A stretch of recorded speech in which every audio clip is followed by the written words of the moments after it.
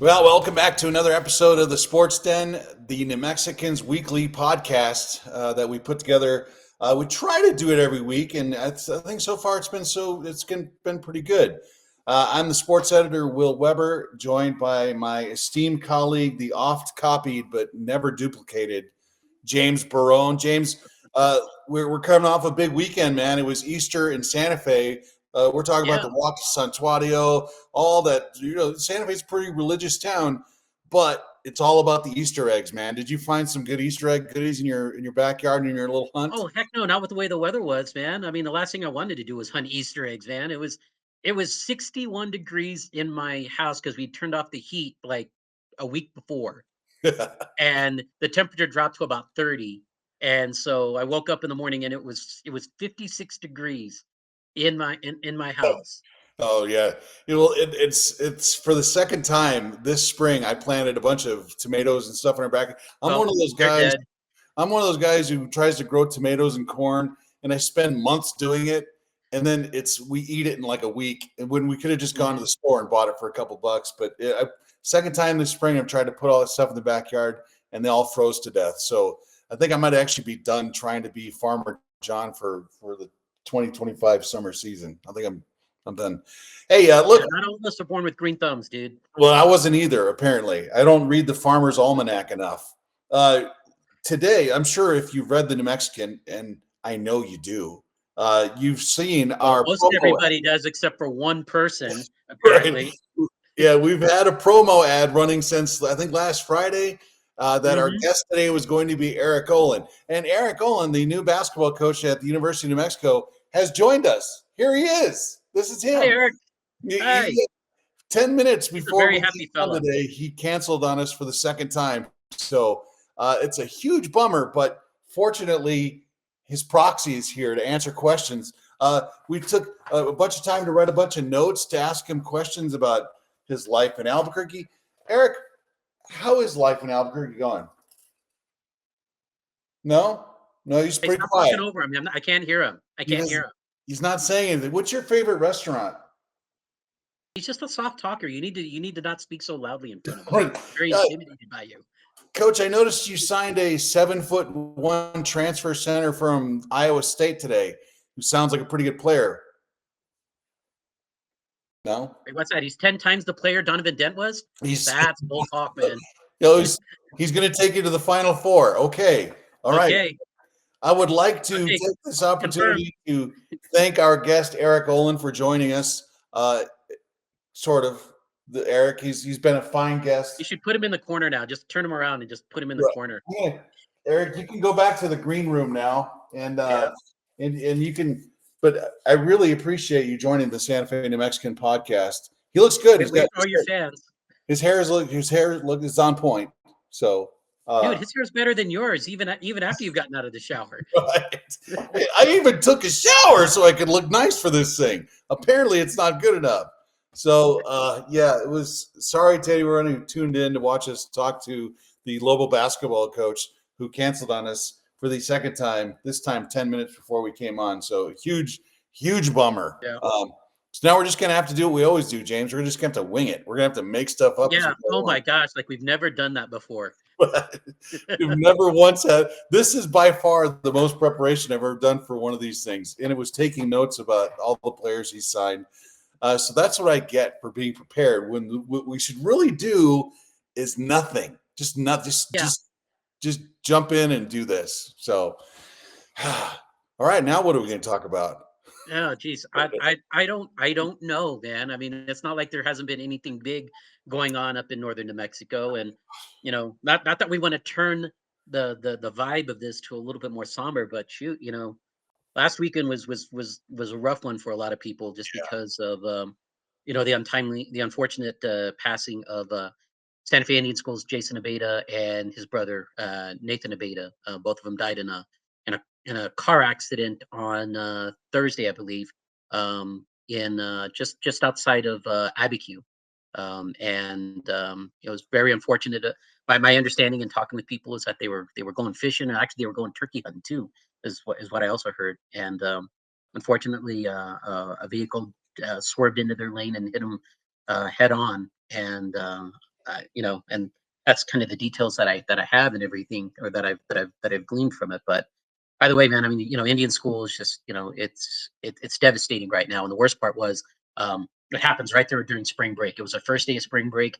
They were just trying to go out and do something just because they finally had a break to get away from everything. And it was really rough.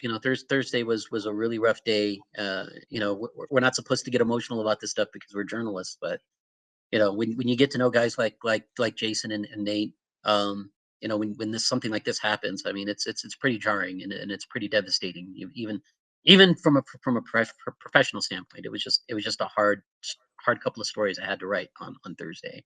Yeah, you and I have both known Jason for a while. I did not know Nate as well as I know Jason, just because Hmm. Jason's a basketball coach, and so you go to the games, talk to him every time, and he's one of these people who seemed like he was very focused on what he was trying to do, but when you broke down that barrier, just a nice guy, really Just nice, yeah, talk, friendly person, and just it's so tragic. It's one thing to you and I have both been doing this long enough that we've known people who just passed away from old age or illness or whatever. But when it's a yeah, sudden thing like this, like the JB White incident, like when yeah. Milwaukee's basketball coach got in that motorcycle accident probably 15 years ago, Oh kind yeah, of, Chris Peterson, right? yeah, Yeah, along the same lines where you build these relationships with people and then it's over. And it really kind of makes you genuflect about what is truly important. And you just, man, you hate to see it because the Santa Fe Indian school community is tight knit to begin with, and have something like this happen to them on really what is it's probably a point where all these kids are looking forward to going home and relaxing and hmm. kind of resetting, and to have that happen is just a And you get hit terrible. with that kind of jarring news, and and it's going to cast a really dark shadow, I think, on the rest of the year for them. Not that we're sitting here thinking about sport. Well, I am to a certain degree, but they come back, I believe on Friday, and their first game is softball team plays St. Mike's Friday at home, and I'm sure that's going to be a very very difficult and very trying moment for everybody there in the community, because that's really the first time they get together to kind of grieve as the Indian school community.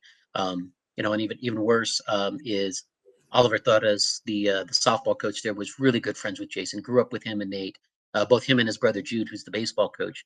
Um, they're like family. They're like brothers. They consider both Jason and Nate brothers. And Friday is going to be Friday and Saturday. Both of them are going to be very difficult days for them as they try to move forward, but at the same time trying to honor Nate and Jason's memory. Yeah, you told me how you'd spoken to Oliver shortly after it happened, and what I loved about him is we've known Ollie for a while too. Is he's dedicated to his craft, and he Yeah, did something that he thinks Jason would have wanted him to do, which was umpire a game that day when he could have easily just said, yeah. "Hey, I'm not in any place to do this." But just talk about that conversation you had with him and what he did later that day. Well, it was really hard. I mean, I wasn't even expecting him to call me back, and I didn't even realize what he was doing. He called me in between games. He was doing a junior varsity game between Espanola and Moriarty. And when he told me that, I was just my first thought was, wow, why? I guess that was really the first question, was why are you out there? And he kind of said, I'm doing this because Jason and Nate would have wanted me to. They would want, as sad as this moment was, he would want me to move on with my life and do this for the kids, because both of them were really big on that. Nate spent, I think, 17 years there at the school, the last 13 as the assistant athletic director, and he was always kind of the go-to guy when coaches or ads, when they needed things, or even Eric Brock, his own AD, when they needed things, he always seemed to be the answer guy. And if he didn't know, he knew somebody who could give him the answer or help them out. And so he was such a big part, behind the scenes for Indian school. And then Jason too, he had just taken on his new role as attendance counselor there at the high school. And one of the things Eric and Oliver told me about was he was always the guy there at the front, right in the front, because his office was right next to the principal's. And he was like one of the first people that the kids would see coming into school every single day. And he would always check in on guys, and always cared about what they were doing. And Oliver just said that it was devastating for him because those guys go way back. Like I said, they're both from the Ohkay Owingeh Pueblo. They played ball together, basketball, baseball. I mean, God, they were, they grew up doing that, and then obviously they all end up at Indian school together. As a matter of fact, um, Oliver and Jude both said that Nate was a big reason why they got the baseball and softball jobs there. That he was a guy that asked them to apply. He gave him, he gave him he gave him his recommendation and everything, and then look at what they've done too. Yeah. They've done a great job there, as has Jason. And it's kind of ironic.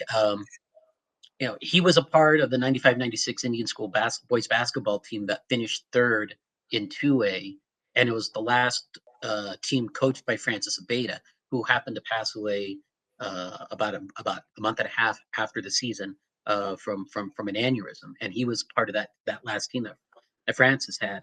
And then here we are, almost 30 years later, and Jason just completed a season where they got to the state semifinals for the third time in the last 4 years, and was coming off a really good year, and I think he was really excited about next season. And it's kind of ironic that he too passes away in an untimely fashion here.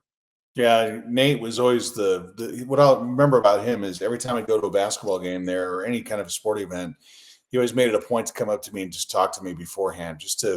It was always, it was just innocuous, kind of just regular conversation. Hey, how you doing? How's the kids? That sort of thing. Just a genuinely good person. Always made me feel welcome.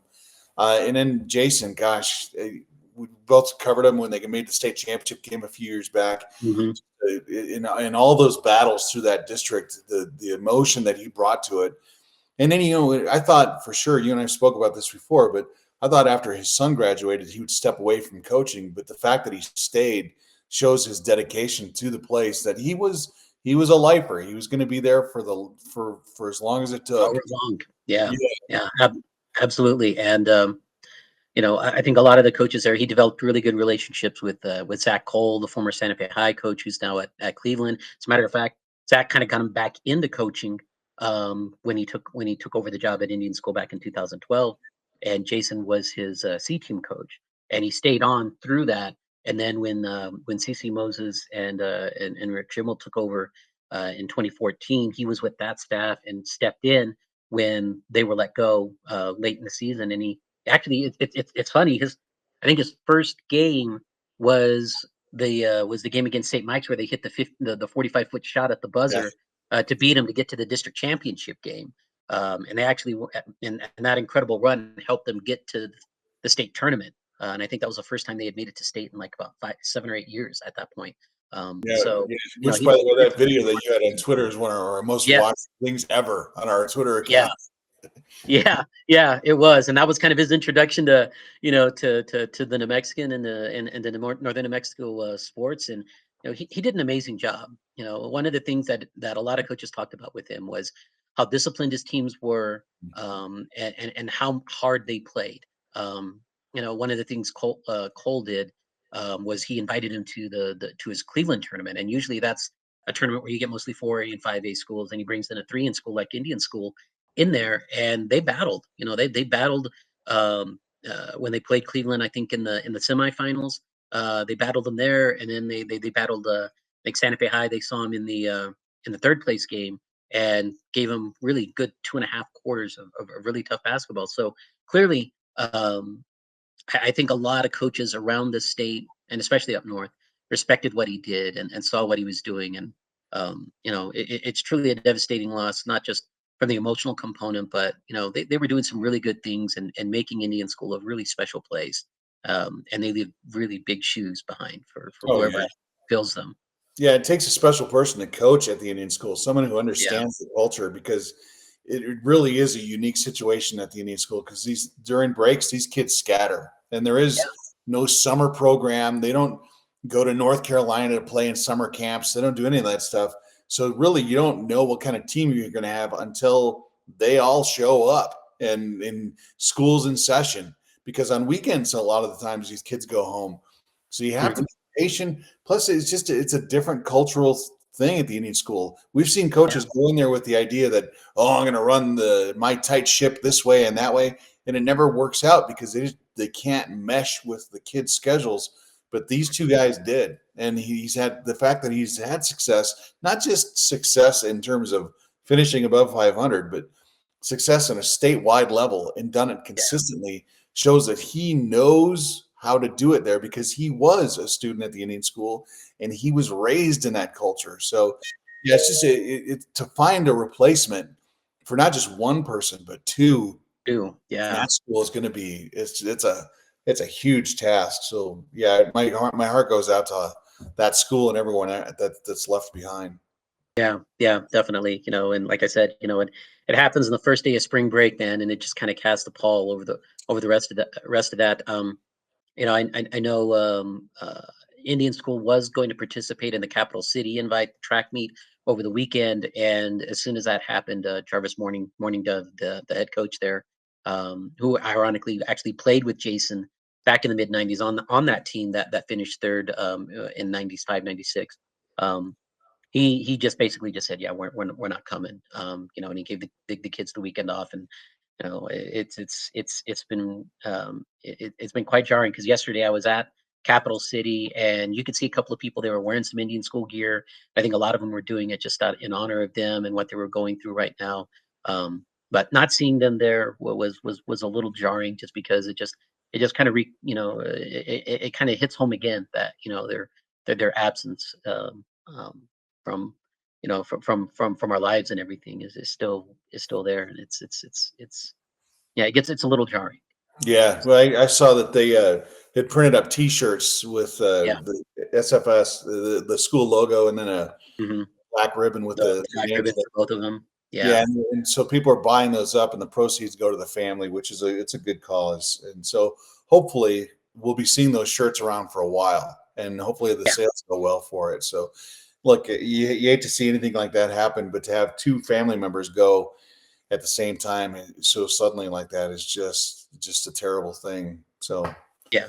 No, absolutely, absolutely. And yeah, I mean, I wish I had more to say about that, but it's yeah. you just kind of feel a little emotionally spent when you start thinking about it a little bit. Oh, sure. Yeah. Well, Yeah. let's kind of move on to some of the Yeah. other spring sports stuff. We're doing the show on a Tuesday, middle of the day on a Tuesday. On Monday there was some track, and then there was a Yeah. big baseball doubleheader at St. Mike's. St. Mike's played West Las Vegas, two of the top five teams in Class 5A. St. Mike's sweeps them, so now they're playing Yeah. Robertson today. I know you're going to be out there for that game, Oh which is yeah. Yeah. a huge game. That becomes a big game because basically that's for the district lead and probably for the district title right now. It's funny how the as tough as the district is, it's played out to where Indian School and West are both, like, I think Indian School's 1-3, West is 1-4 now. And then on the flip side, Robertson's 3-1, St. Mike's is 4-1. So basically, it's really a two-team race now. Whoever wins this game is going to have the leg up. They'll have the head-to-head over the other, and if St. Mike's wins, basically they've got a two-game lead on them because Robertson will have to, they'll have to lose at least 3 games in order for Robertson to be able to win the district. But with that said, the big problem here is, and I think this is something we'll talk about, in our paper here in the next couple of weeks, is the dreaded top 4 seed Top four in seed, 3A. yeah, It is like the albatross that hangs on every team that gets the bye. yeah, I think Augustine Ruiz told me this last year after they had lost in the quarterfinals against Ruidoso. But the top 4 seeds the last 3 years, um, I think they've won one, or the top 4 seeds that get the bye in 3A. I think one team has won that quarterfinal game, and a lot of that is because they have basically what amounts to a 2-week yeah, layover before they play again. yeah, Last year, I think it was 17 days for St. Mike's. They beat an Indian School in a doubleheader, and then they didn't play again until they saw Ruidoso. And obviously, it showed because I think the Ruidoso pitcher threw a one-hitter mhm, against them, and it was it's kind of hard for these teams to kind of maintain that focus and really just to get those swings and those reps in. And as you know, as a baseball guy, mhm, um, out of all the sports, I mean, I think baseball's the one where you need those reps to keep yourself sharp. It's not like you can take a week and a half off, come back out, and just pick up where you left off. yeah. You really need to be able to see live pitching. You need to be in situations where you're being challenged by pitchers, and a lot, and those kids just don't get that. Yeah, football, you can take that week off because you get And so get banged healthy. up. Yeah. Yeah, but baseball is all about timing and rhythm, and plus it's like a daily grind for it. Yeah. And when you do take that time off, it can be devastating. But I don't know what the rules are. I'm sure there's something that prohibits this, but to Hmm. if you're one of these teams, maybe try to schedule another team Or at that's least a scrimmage or something that's different, just something. something to, Yeah, yeah. something that elevates the pressure. The just have an umpire out there and actually play a regulation game where guys are doing everything you would normally do, because practice, you can never simulate game speed in Yeah. practice. And No, so yeah, it's a drag to see, because the best teams don't often win the baseball tournament, especially those yeah. lower levels of the state tournament. And so the the flip side is you could go to a 16 team tournament, have everybody play each other that first round, but All what are you those, yeah, yeah. what are you getting out of it when you're playing a team that's getting to the state tournament, that's won 6 games all season? So Hmm. you're not Yeah. getting. And that was part of the reason I remember state soccer was like that. Actually, it was still 12 teams for a while until they decided to go down to 8. But even with 12, those those 5-12 games, those 6-11 matchups still weren't very good in 3A. And it's weird because in baseball in particular, they have 3A using the big school format as far as the playoffs, where the top 4 seeds get the bye. Oh no, actually, I'm sorry, I'm wrong about that, because they got 16 teams in 5A and 4A. 3A Mhm. is the only one that has, well, 3A and below have 12 teams, but 3A is the only one that follows the same schedule that the big schools do. With 2A and 1A, they play their games. They have the first round game like on that Wednesday, and then they'll come back and play quarterfinal games that Saturday. And so those teams that maybe get a week off, you're not as rusty. You've still got your timing down, you've still got the rhythm, and you can play well. And then you come back and play again 3 or 4 days later in Albuquerque. But in 3A, those top 4 seeds, it's 10 to 14 days, and they don't have any games. And I think that's the biggest problem, and something that the NMA, I hope, figures out at some point, because there's got to be a way to make that work, whether it's putting them on the same schedule that the small schools, the 2A and 1A Mhm. classes have, or you just, like you said, you go to 16 classes and kind of have to deal with some pretty ugly games for the top 4 seeds in the first weekend of the tournament. Yeah, I tell you what, let's solve the NMA's problem right now, because we can come up with a good solution probably on the fly, Yeah, just like we always do. But like maybe have, if you're going to do a 16 team bracket, play the first round, the quarterfinals and the semifinals all right in a row, and then the yeah. 2 teams that make it to the championship, you hold off a week, and then have that be the best of 3 championship series. Hey, that's a great idea, man. There, we We solved it. we Get on solved the it. phone to Dusty Young and call the But NMA. We yeah, but figured you it know out. what? Dusty probably doesn't watch this. Come on, we all know that. Well, we know Eric Olen doesn't watch it, so there's that. Golly. But I think that would be fun. When you get to the state championship, have it be a best 2 out of 3. You can't do it Yeah. now because you're playing the quarterfinals and the semifinals, and by the time you get to the championship game now, your Mhm. pitching is exhausted. So you can't do best 2 out of 3. Otherwise, the championship game will be like 28-24, like a Fuego Oh game. yeah, Yeah.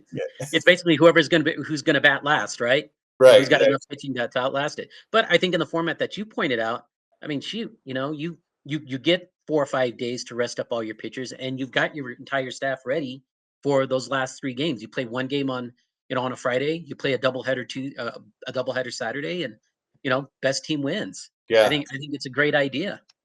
Yeah, you could technically do it all in one location. You could just do it everything at the West Side Complex in Albuquerque. Yeah, There's 5 classifications. There's 5 fields. There's seating is always a premium there. It's always a little rough. true.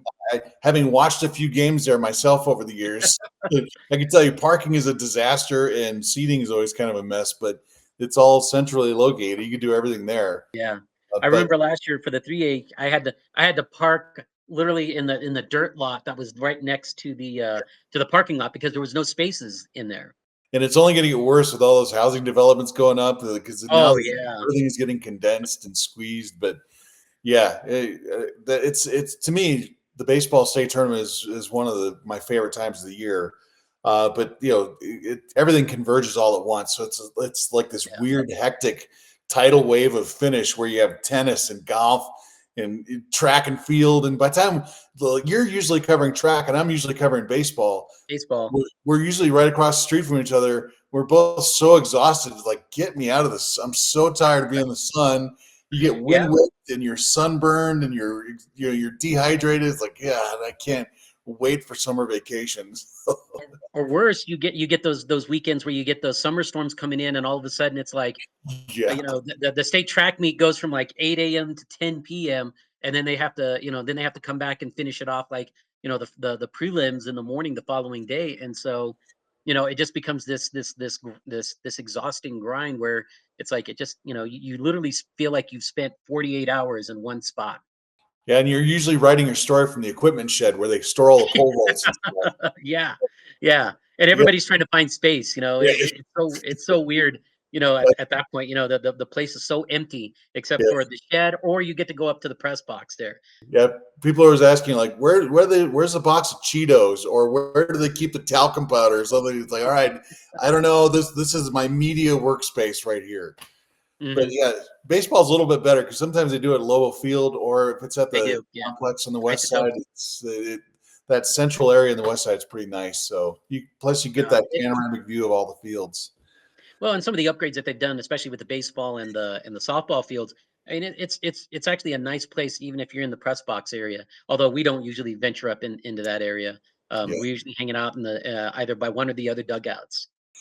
Well, Lobo Field's about to get a lot nicer. I know they've got the funding to build an actual press box at Lobo Field. So Ooh, as soon as the last game of the Lobo season is over, which should be any time now, they're gonna start doing that. So that's where all the yeah. millions of dollars coming from the state legislature. We got to know who to ask and when to ask. And that's Yeah, I know don't it's, tell that to NMSU fans. They're already upset that they're not getting as much money as UNM is.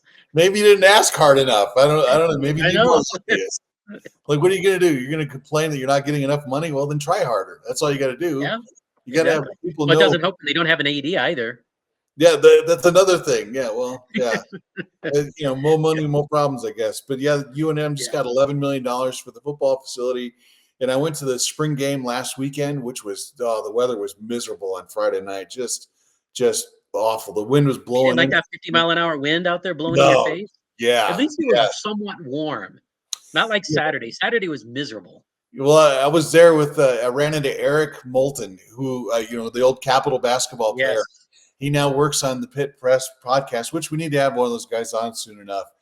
We But do. Eric was taking photos, and he's out there wearing just a golf shirt and regular pants. Like, dude, you are gonna freeze out here. And Oh, sure enough, he no, was. no, no. They have these things, Eric, called sweatshirts. You should try getting one sometime. So, but no, they at the stadium they fenced off the whole part outside the Toadine facility. They're expanding the weight room again.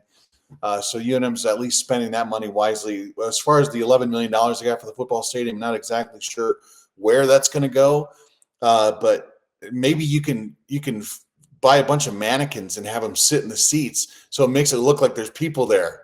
They could try to do that. Or you could take your Eric Olen, your little Eric Olen drawing there, and just make like 20,000 of them and put him in all the seats. God, where did my little Eric Olen drawing Oh go? my gosh, you've Yeah, lost him. Or he's already left the building. I think he's on a You had it recruiting kept trip right now. Here he is. Here he's back. He's back. He's back. So you just do a bunch of these, like get about 15,000 of these and just paste them all over the stadium. Dude, we need to, and then we got to have it sponsored by the New Mexican, by our Right. podcast. The who? The what? What are The you what? talking about? I only go on real podcasts that have studios. Maybe if we become successful, Matt Dalside can get us an actual studio with like those nice the microphone things. And Yeah, we can put on fake headphones and pretend like we're like something in the background with blinking lights and all that. We could do that. yeah, we certainly could. I didn't realize that we don't look professional enough. I thought just people seeing our faces was like a huge step in the right direction, but apparently not. We need microphones. I guess we need. I guess we also need like an advertising team and somebody Yeah. who does graphics. I think Matt would be great at that on top of everything else that he does. Well, yeah, the Eric Olen or Eric. I see now I'm on Eric Olen now. That's yeah. You got Eric Olen on the brain the whole time, don't you? We're sitting there talking. We're sitting there grieving for Jason, and you're still thinking Eric Olen. You hurt my feelings so much that I'm gonna go to bed sucking my thumb, feeling how bad for myself. But no, Eric Moulton was saying what you guys need to do is get a scroll for the bottom of the screen. So right around here, we could run like a score line or something that maybe tease your Twitter account or something. Because I'm not a big Twitter guy at all. Usually I'll see stuff on our Twitter account like I know I didn't do that because I'm never on Twitter because Twitter is just a giant cesspool of hatred. So I Yeah, have it Twitter is. avoid it. It is. That's me. That's me sounding like an old man. Like, get off my lawn, you and your Twitter stuff. Golly. Yeah. Why do we want to look so dang professional, man? I I mean, know. we don't need to be Jeff Grammer because we don't really want to be Jeff Grammer. Let's be honest. You definitely don't want to be Jeff Grammer at all. Yeah, you don't Yeah. want that. But no, it's look. No offense, love you, Jeff. To all you. Sorry, Jeff. You're the most popular man in New Mexico outside of Eric Olen. Eric Apparently, Olen. Yeah. Oh, obviously. so busy for us that he can't join us, which Yes. is fine. It's fine. I'm not hurt at all. I'm not. I'm over it. I'm gonna go kick my dog and let my dog out and smack around the backyard, but that's okay. It's fine. Dude, don't you have a bobblehead there? You just like smack or something? Is No, that a Bob Davies bobblehead right there? that's a Bob Davy. That's my Bob Davy bobblehead. Yeah. See if they can get Another guy that will be on our podcast too, right? I bet we could get Bob Davy in before we get Eric Olen. Yeah, we should do that. We should see which one we get first. Hey Bob, what do you think of that? Did you like our podcast? Look at there we go. He could regale us with all of his stories about Notre Dame and Texas A&M. Oh, the weekly fireside chats that we used to have with Bob Davy. Oh, I broke his head. Yeah. Sorry, Bob. See, sorry, Eric. I mean, Bob. Sorry. Yeah.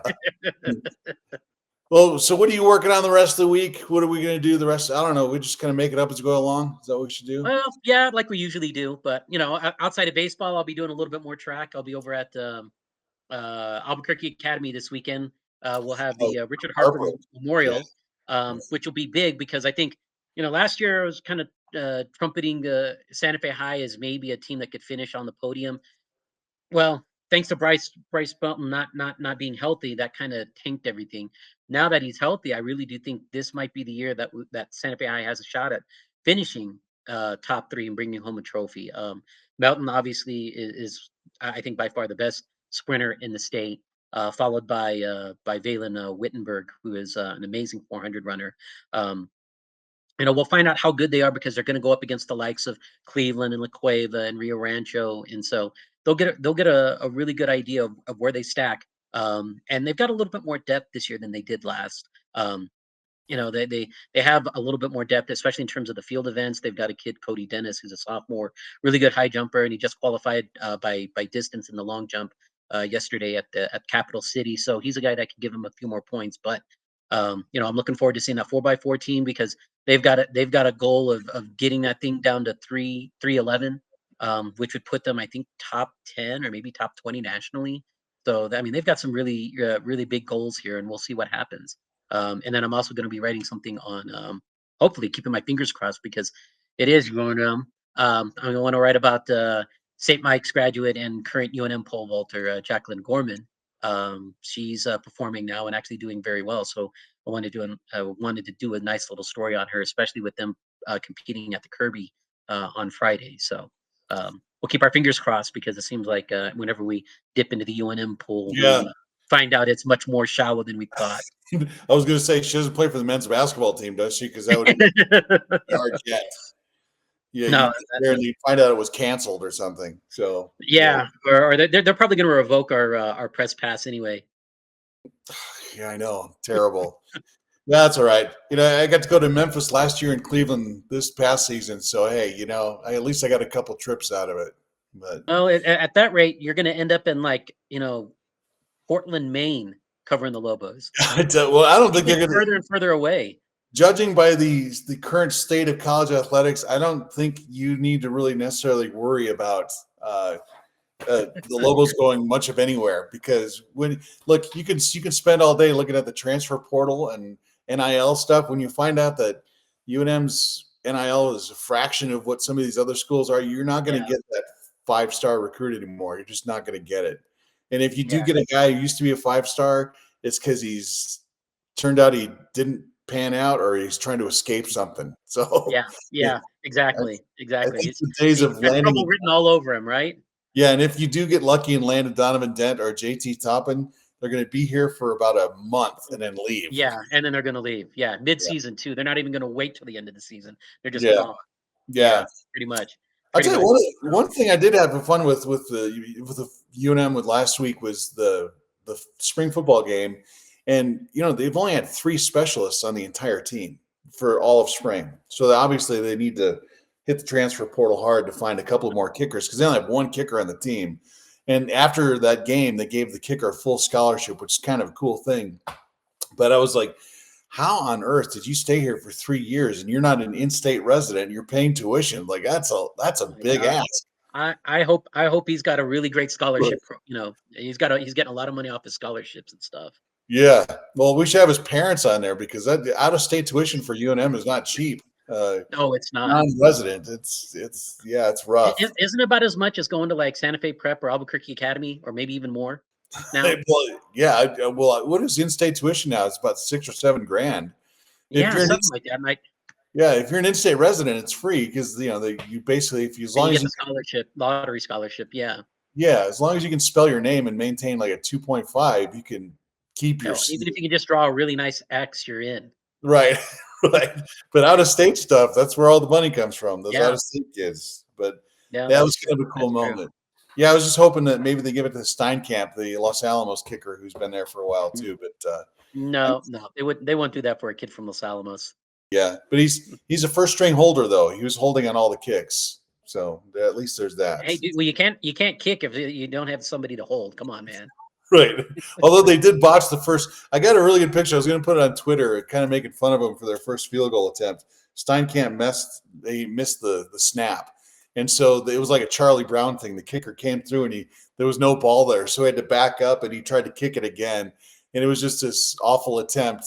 But that would have been. This is why we have a bad relationship with UNM, is because we're like the guys in the back of the classroom throwing spitballs at them. Like we always point out, like when they're when their fly is down. Let's just put it that way. Whenever we're just sit there waiting for him to mess up so we can jump all over. So we can laugh at him, right? Yeah. And then they get mad at us. Gosh, now I feel bad. Yeah, I'm over it. Yeah. Yeah, you had a brief second of empathy there, huh? Yeah, man, now I'm over it. No. Well, I was gonna say, man, we might as well just put the jinx on the basketball team. I'm gonna call it right now. 30 wins next year. Let's see what happens. 30 wins for the UNM basketball team. Wow. Yes. Are they dropping down to division? Well, hey, if it gets you to 30, why not? But we all know how the jinx works. It doesn't. I mean, it works in reverse. You think they're going to win 30? They'll probably win 3. Yeah, well, I don't know. We'll see. Okay, The outlook. 10, maybe 15 this year. Yeah, everyone makes a big deal about how Baylor lost all their players, Indiana lost all their players. Well, UNM lost everyone, even the person who answers the phone in the office. They don't have anybody there, so it's like a complete rebuild. So 30 wins would be amazing since they've only done that once in their entire history. So in fact, Matt, you're gonna have to keep that clip and we'll replay it next March whenever we get to the end of the season. See how that goes. That's right. And when they barely hit 10, I'm gonna do my little victory lap there. Yeah. Because the jinx lives, man. No, you don't mess with the jinx. Well, we survived another podcast, James, and without our guest. So we'll have to find another guest next week. Hopefully we can maybe we're probably gonna have to start paying these guys. We're gonna have to that's just some sort of cash incentive for them to come on.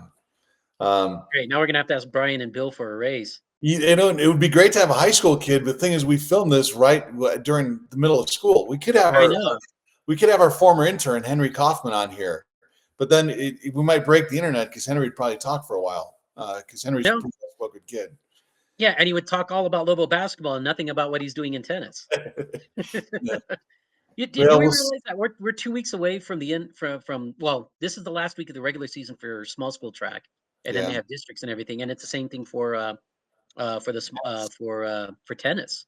Yeah, tennis districts are next districts. Yeah, they do small schools are doing team tournaments this weekend, and then they got the individuals next week. So, shoot, man, we're coming to the end of the road.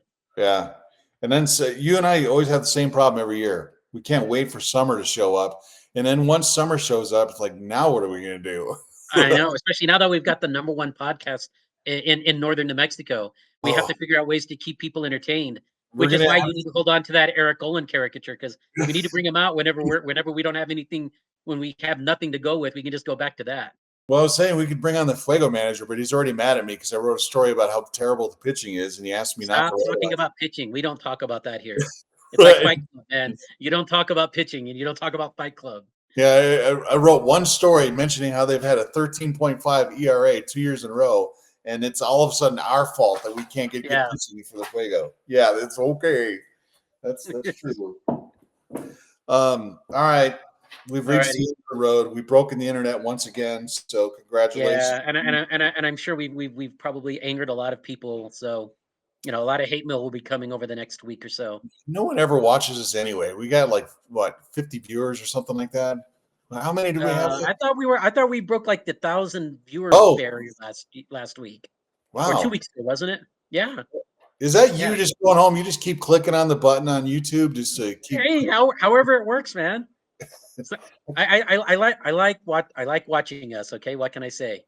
And I also want to make Daniel angry. Daniel Chacon, who, by the way, now has decided he is going to do video instead of just this audio podcast stuff. So, I'm sorry, video instead of audio.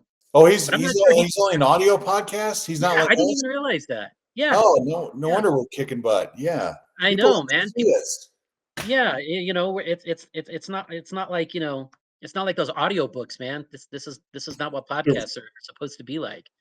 That's why we need a studio. In fact, that room that you're in, I think we need to turn that into a studio. Oh, Matt's gonna hate us. I'll bring my little palm tree plant. I'll bring Bob with me. Bobbleheads. I'll bring. Don't forget Eric. Bring Eric. I'll bring Joe Theismann with me, and Joe. Yeah, and Eric will sit in the corner, and he can do that. We'll have my Angels countdown. By the way, they've won 11 games now. They only have 52 to go to avoid 100 losses. So. Are they still leading the division? Because I know they were. No. No, they got exposed a little bit. They played the Astros and the Rangers back to back. Lost 5 out of 6. So. Yeah, as long as they're not playing teams in their own division, they're okay. But, yeah, that's true. Yeah. Alrighty, onward and upward, though. Onward and upward, and next week we will have another guest. I'm sure. Hopefully, they don't bail on us at the last second. And yeah, like 15 seconds before we go on. Thanks for that. That was nice. As if I needed any help feeling bad about myself. Yeah. Sorry. All right, guys. Thanks. As always, email us with any story ideas and tips like that, and or complaints. Or complaints. We get plenty of those. Yeah. Get a lot of that. So go ahead and feel free to reach out to us, and we'll see you next. All right. We'll see you.